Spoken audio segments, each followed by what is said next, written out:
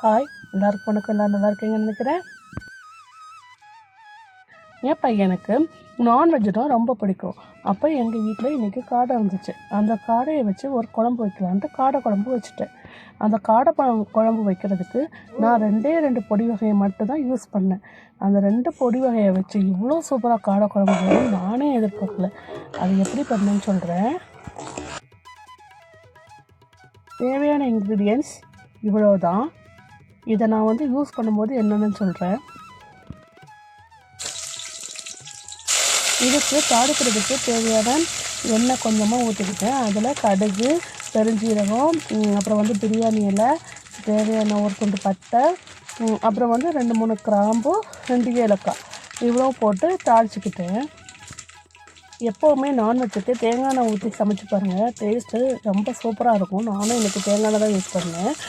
இப்போது இதில் ஒரு 3 பெரிய உள்ளியை நீளமாக அரைஞ்சி அதை ஃபஸ்ட்டு போட்டுட்டு அதை கொஞ்சம் கிண்டி கொடுக்கணும். அது கொஞ்சம் கிண்டி கொடுத்து அது கொஞ்சம் அந்த கண்ணாடி பதத்துக்கும் அடுத்த லெவலில் வரும்ல, அந்த லெவல் வந்த அப்புறமா கொஞ்சமாக இஞ்சி பூண்டு பேஸ்ட்டு, நான் 1 ஸ்பூன் இஞ்சி பூண்டு பேஸ்ட் யூஸ் பண்ணேன். அந்த இஞ்சி பூண்டு பேஸ்ட்டோட பச்சை வாடை போன அப்புறமா ஒரே ஒரு தக்காளி தான் யூஸ் பண்ணேன். நான் நிறைய தக்காளி போட்டால் புளிப்பாக இருக்கும்ல, அதனால் ஒரு தக்காளி தான் யூஸ் பண்ணேன். இது மொத்தம் 5 காடை.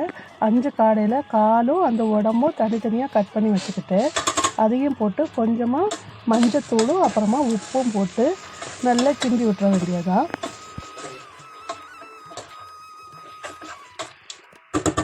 நல்லா கிண்டி விட்டுட்டு ஒரு மூடி போட்டு இதை வேக வைக்கணும். அது கொஞ்சமாக வெந்து வந்த அப்புறமா அது கூட என்னென்ன சேர்க்கணும்னு உள்ளதை நான் சொல்கிறேன்.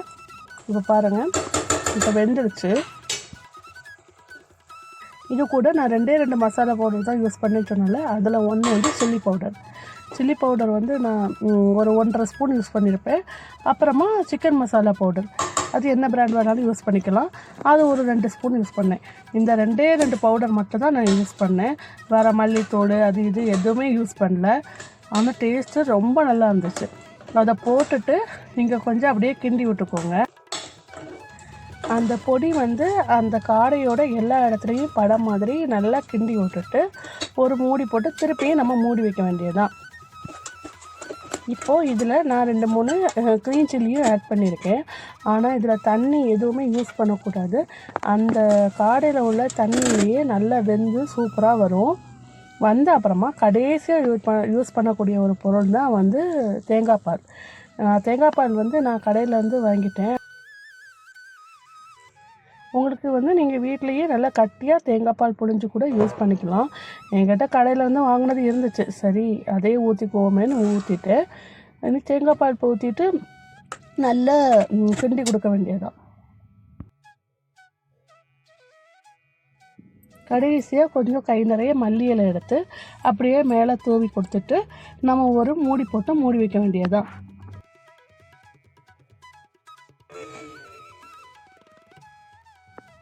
இனி ஒரு 5-10 நிமிஷம் நல்லா லோ ஃப்ளேமில் வச்சுட்டு நல்லா கொதி வந்த அப்புறமா நம்ம ஸ்டவ் ஆஃப் பண்ணிவிட்டு பரிமாற வேண்டியதுதான்.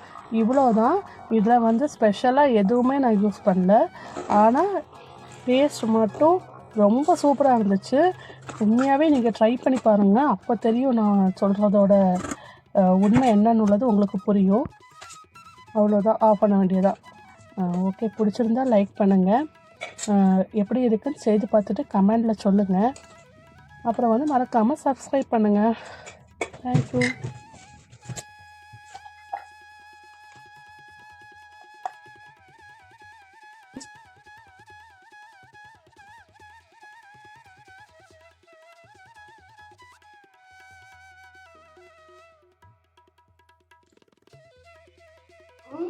Yummy.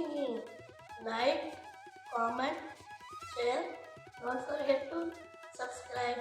Bye. Happy chocolate.